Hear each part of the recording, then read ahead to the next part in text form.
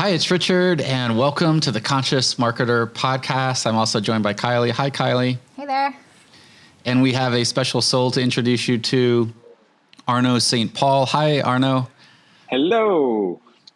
And he is joining us from the Nile. It's very exotic today. So thanks for taking time out of your tour and joining us today. It's a pleasure.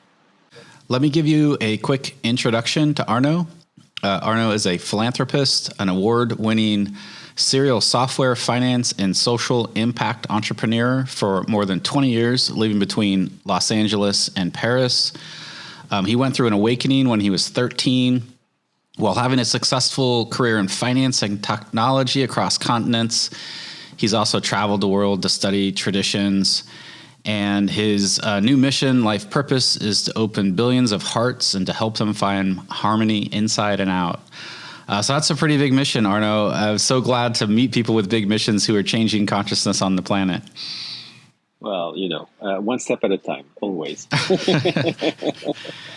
And I think it's a very interesting time in our world, as everybody knows. And the podcast title is 3 Ways to Invite More Harmony in Your Life. But before we jump into that, maybe you could just share a little bit about your background and how you went from maybe a business career to maybe this new passion of yours, which is kind of helping people to awaken. Well, it's definitely not a new passion. It has been all my life, as far as I can remember. When I was 13, as you mentioned earlier, I woke up spiritually, and from that moment on, my only focus was, one, to understand who am I and understand myself and figuring out what is that human experience we are having. It doesn't really make sense. How can I understand and make it coherent for myself? And two, helping other people on their own journey. And so, yes, early on in my professional life, I started to go into finance, but at the same time studying philosophies and religions and going through different practices to continue that journey, right? And then I went into technology, creating companies in Europe and then in the US. And at the same time had a healing center, helping people to reborn to themselves and grow, which helped me in turn to let go of belief systems that were not necessary anymore, for instance.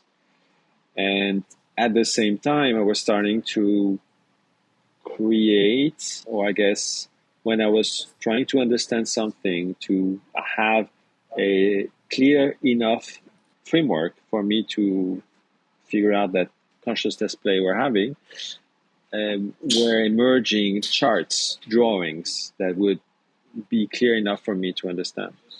And that is today what I call the Heartful method, which is 160 charts, a visual map of consciousness and how we're having this human experience. And that I use to help leaders to really shift their relationship with their reality and with themselves. And that framework helps me to, help change makers and leaders or conscious leaders to grow into themselves, into their presence to themselves. I guess I kind of went into a bit beyond your question, but hopefully it's okay. No, it's all good. And I think that it's kind of interesting because I started in finance too, actually, as a floor trader, if you can imagine that, in Chicago. Me too. In Paris. Oh, really? That's amazing. Yeah. In Chicago or in Paris? In Paris. I was in Paris on the floor. That's interesting. So we share that. Yeah, it's an interesting field. Like some people think trading is completely empty, but it's one of the fastest paths to personal development that you can imagine. Because if you're not centered and grounded, the markets kind of show you what's right and what's wrong. Very quickly. I'm kind of curious. Can you share just a little bit about the Heartful method, maybe just a little bit in depth, or like share one piece so that we kind of know how it's kind of unique and how the process works? I mean, So throughout my journey, I went into studying the Kabbalah, the Bible, the different Vedas, Bhagavad Gita, and all that I could put my hands on, and so inspired by all that came about these charts, and so I have nowadays 9 sessions of charts where we visit, or we revisit, better said, how this reality works. So, for instance, within the framework of the Heartful method, we learn that the heart is more powerful than the brain, or we learn that this world is only vibration. What? Only vibration? What does that imply? So, for instance, the implication, and we see it in an illustrated form, not as information, right? Because the whole idea is, transformation, or better said, realization is an experience. It's not a knowledge. So what we learn there as a consequence of this idea of vibration is that this world is made of resonance. It's everything is a reflection, and things are contrast, etc., etc. So we learn the pathway, or the path for the individual that is still in his or her mind, how he or she can grow into an own heart, how he or she can live their lives with their heart. And so it's really a step-by-step method that helps a leader to really rewire their whole understanding of reality and how they can relate to themselves as I, but also as self. So it illustrates literally the journey of I to itself, if that makes sense. I love that. And I'm super curious, since you do come from tech, how do you see this type of work impacting the tech sector, since the tech sector has more influence in some ways than anything else? Sorry, could you repeat the question, because it was cut off, I'm afraid.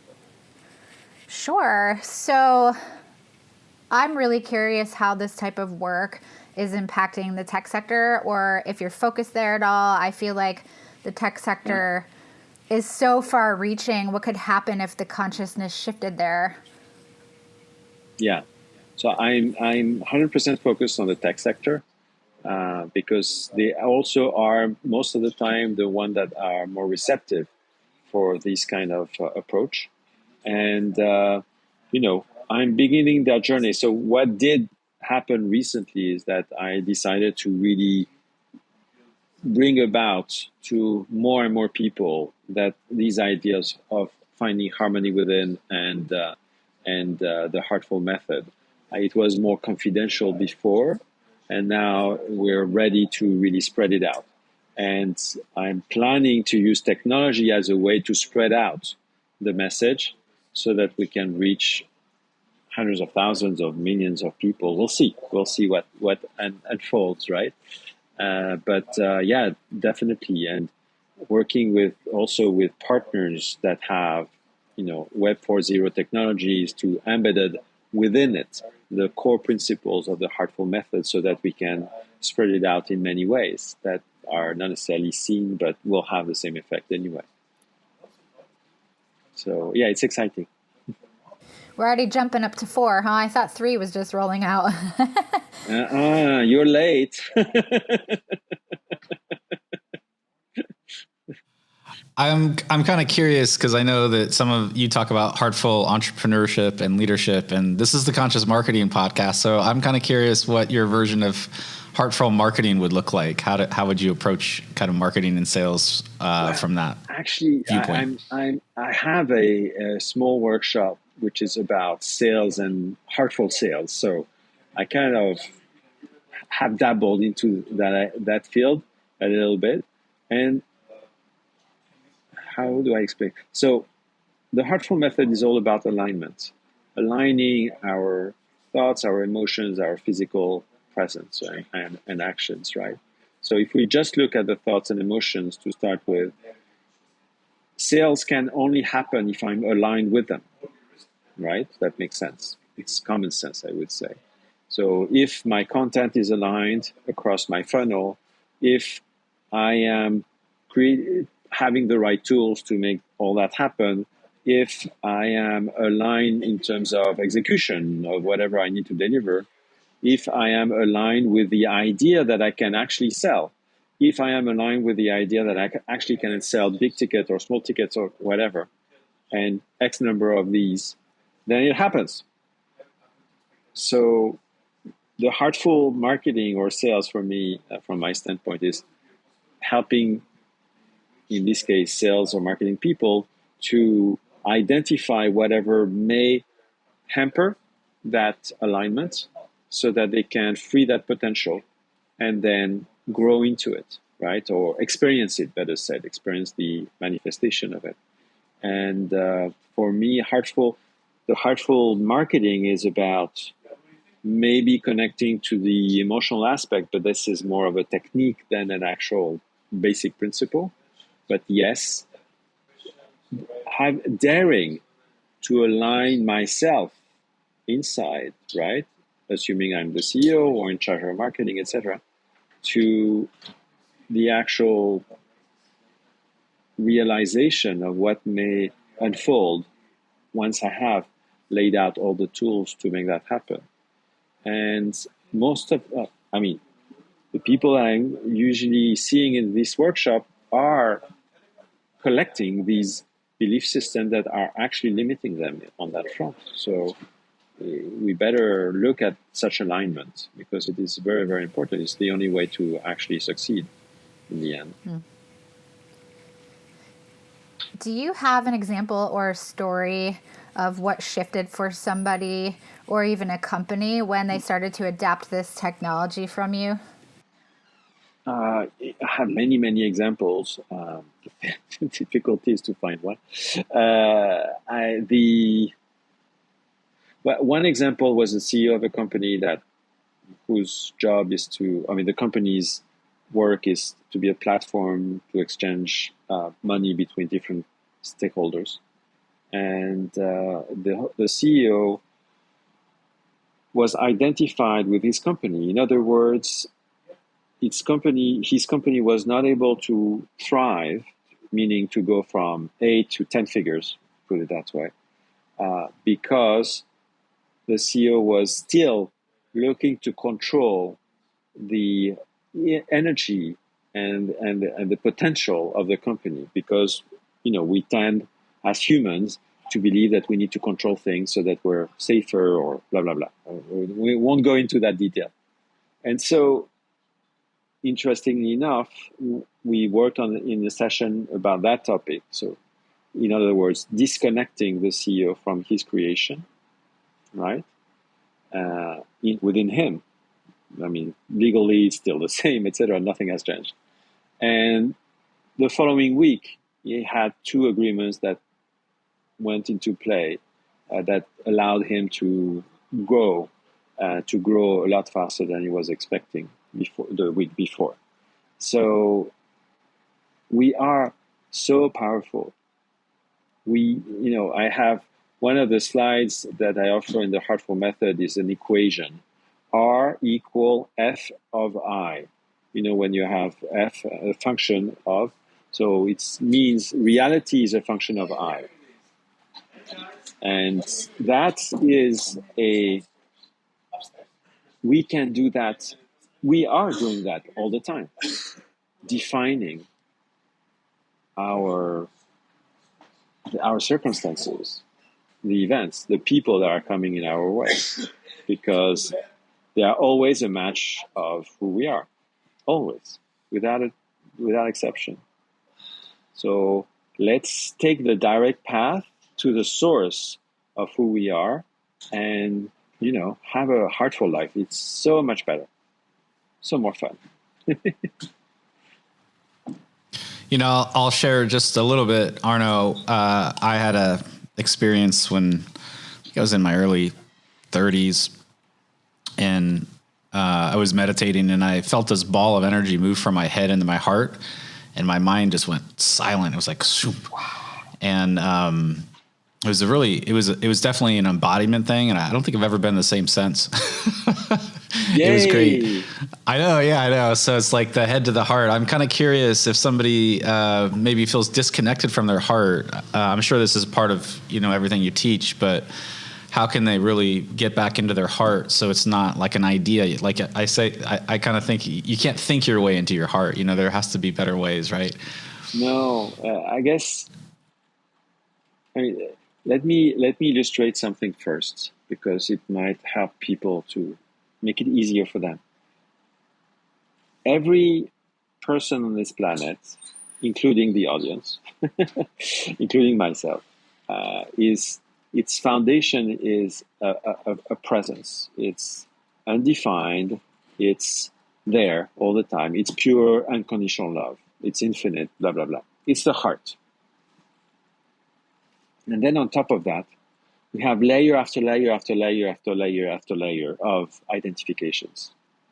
I am this body, I am Arnaud, I am the husband of, or the father of, I am loving, I don't know, trips on the Nile, I am, etc. I mean, you can imagine how many identifications, that's so thousands and thousands of them, that we tend to collect in our past, in our future, but also in the present, in that now moment. And our heart is at the bottom of that. Under all these accumulated layers, which we can call a veil, and we are hypnotized in that veil, like a fly in a web, right? At the very bottom of us is our heart. And then we add layers after layers after layers of identification to anything that we have in our reality, in our past, in our future, in ourselves, right? So this world is a beautiful excuse to identify to something in general. When I talk about identification, it's like when you're watching a movie, you're identifying with a character. So my name is Arnaud, but I may be identifying with Sophie in whichever movie because I like that movie, whatever. Anyway, so each time I'm identifying into something, I'm creating a stronger web. And I'm that little fly in it called I that is lost in the meanders of that web. And at the bottom, there is that heart that is there waiting for us and loving us for all that we are. And we have the opportunity anytime to go through that web of layers and be there for ourselves. So, and that happens now. That happens in that present moment. That happens through a conscious choice of saying, okay, these stories in the past, great, amazing. They were amazing. They are wonderful. And they are not serving me anymore. I prefer to be here and now, in the present. These expectations of the future, they haven't happened yet anyway. So, let's come back to now. And now I can go deeper and be really connected with myself and see these identifications happen. Of course, they are still there, but they are there between that I, ego, and these identifications. They are not anymore with my own presence, because now I'm aware of that presence as well, of my heart. And it becomes easier. And I become aware of both aspects of myself. They are both me, but one is subservient to the other. Or it's a very nice illustration of who I am, or who I believe to be in any case. You mentioned that you're very passionate about leadership. So how does this specifically apply to how you work with leaders? What have you seen from that? Well, a leader for me is a leader of his own life or the ones of other people. It's exactly the same. If I am someone that is opening myself to myself and realize who I am in reality, at the very basis of my being, then automatically whomever is to be in contact with me is a perfect match of that.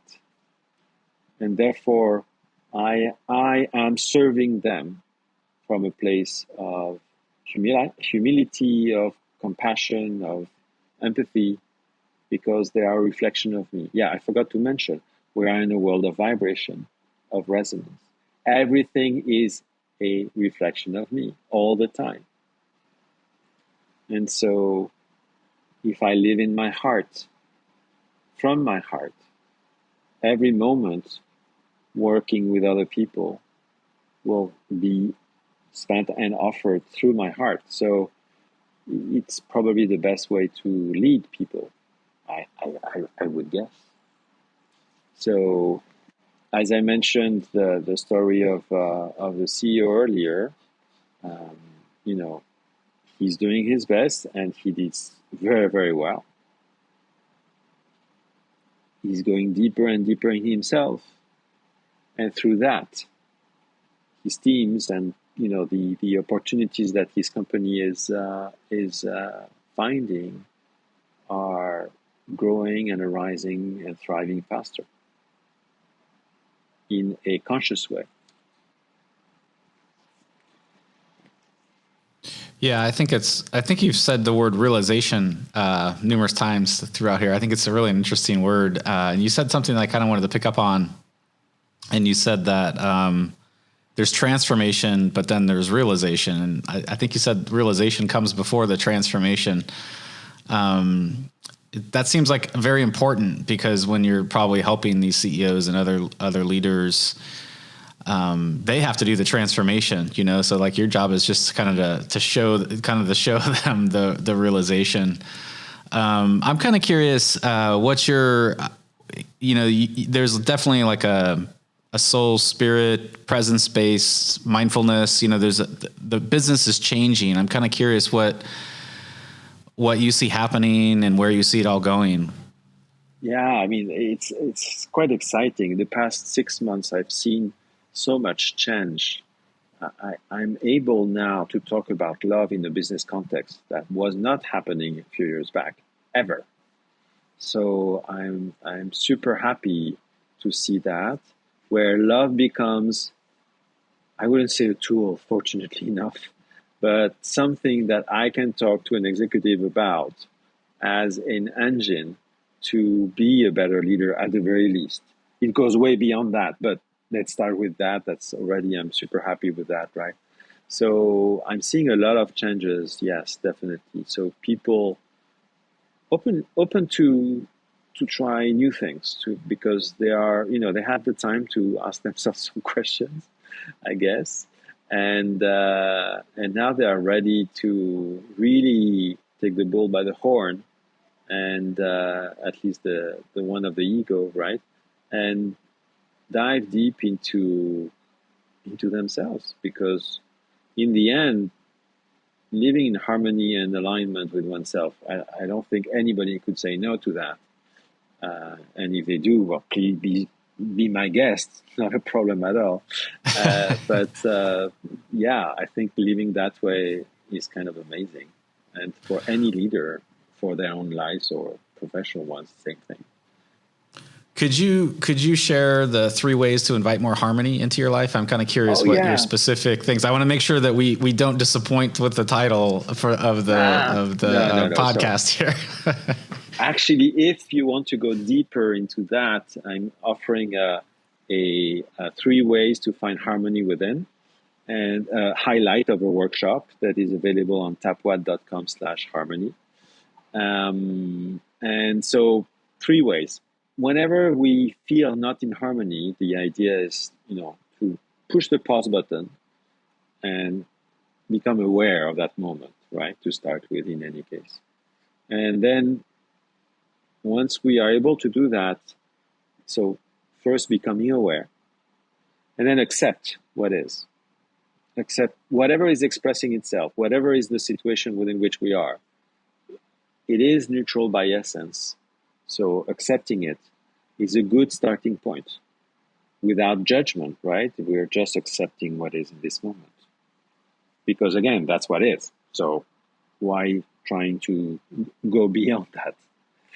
And once we've done that, then we may have the chance, if we choose to embrace it.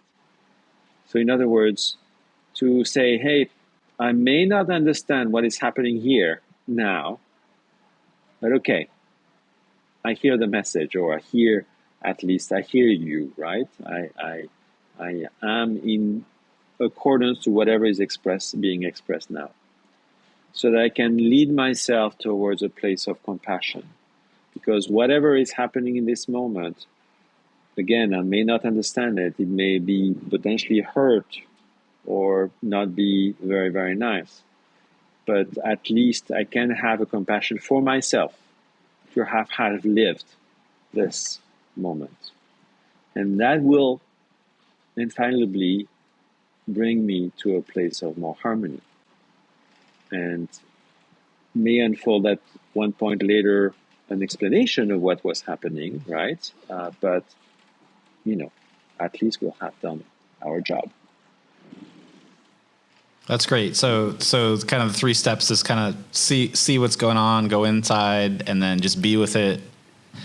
And then step 2, and then bring compassion to it. Yeah. And let it kind of naturally unfold. So. Yeah, it's such an important point. I think one of the greatest teachings of a lot of teachers say is you just have to learn to be with what's there, rather than try to ignore it or let it go, whatever. So, yeah. I know you also do some charity work. You have I'm not sure if it's a nonprofit or a foundation called Give Nation. Is that right? Yes, correct. And it's a platform for children to become philanthropists. So we created systems on the blockchain to enable kids from 4 years old onwards to become philanthropists, to practice sustainable financial literacy. And so we're really hopefully rewiring their relationship with money to associate it with a positive impact. And it's because this is an important part of our society. Money is an important part of society, and more so if I can get as many kids as I can that would live more empathy, compassion, and altruism, be very happy. And so that's the whole aspect of what we're working there. And that fuels my life purpose to help 1 billion people to open their heart. And so in the foundation, we have a curriculum for schools. We have a gamified wallet for children, and then where they can support charities, they can learn how to save, to invest, with an apple tree that grows according to what they do, and then they can learn how to invest and to trade. And we also have a card game for kids to solve earth challenges, and it triggers donations to charities and all that. I love it. I look forward to the adult version because I want an apple tree. I'm like, where's my apple tree? Totally. I love that you shared that, because one of the things before we jumped on this call that I was reading about you is that you really wanted to inspire billions of people and help transform the hearts of billions of people, which I absolutely love. My goal has always been 338 million, because that's 5% of the population, and some statistics show that that's all that's needed to tip the consciousness on the planet. So I love billions. I'm like, that's 1/3, that's like 1/4, 1/3, something like that. So what you just shared is part of that plan. You're helping kids, especially from a young age, which has a huge ripple effect. And then what are some of the other things that you're doing that you haven't mentioned already that kind of contributes to that billions? Do you have a plan for it, or is it just naturally arising? I'm so curious because I got excited. I mean, my plan is, on one side, schools that as soon as we can will be able to scale. And then on the other is leaders, because they have an impact on their companies and whatnot. So I think with that, that's not too bad. It's a good start. Obviously, within the scope of the Heartful method, I have books and retreats, and hopefully we'll, start to create some waves around that. as we grow. And yeah, I mean, at this stage, the third part probably is embedded this Heartful technology in technologies like Web 4.0 technologies, as we were mentioning earlier. And so this way we can touch more lives at the same time. So we'll see. It's a good start. Well, thank you so much for joining us here today, Arnaud, on the Conscious Thank Marketer you. podcast. It's been a pleasure to have you. Do you want to share maybe some details if people want to find out more about your retreats and your book, and also your Heartful method?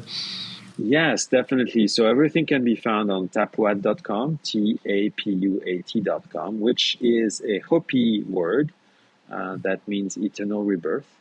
And we share there a lot of different insights, probably Q&As and workshops and books and the retreats. And for the people that really want to go deep, I'm also offering a conscious guidance. And then so tapuat.com/harmony to get to the workshop highlight that I mentioned earlier. And what else? Yeah, that's about it. And how to reach me. I think that's the easiest. Okay, that's great. Perfect. Yeah, it's I was kind of hanging out on their website. He's got retreats in like the Pyrenees and France and Bali. It's these terrible places that you have to get to, you know. Yeah, so and maybe one on the Nile soon. I'm working on that now. that sounds fun. Maybe we'll have to arrange a company retreat or something that coincides with one of your tours or something. Anytime, come over. I mean, we're really putting together amazing stuff. I'm always amazed with the podcast. We just get to meet so many amazing people who are, helping the world, make the world a better place. So thank you so much, Arnaud, for all the work you do and for sharing your wisdom here today. Well, thank you guys for, the time that you're investing and what you are creating, which is absolutely amazing too. So thank you. Oh, you're welcome. You're so kind. And for all the listeners out there, if you want to get the show notes and got the direct links, you can also go to consciousmarketer.com/podcast. And if you're listening on iTunes or Spotify or one of those platforms, we'd love it if you leave a review. That's kind of how we spread our word. That's how we're going to reach Kylie's. Is it 238 million? Is that right, Kylie? Or 300? Wow. 380 million. Okay, that's great. Thanks, everybody, and we will see you on the next episode. Bye for now.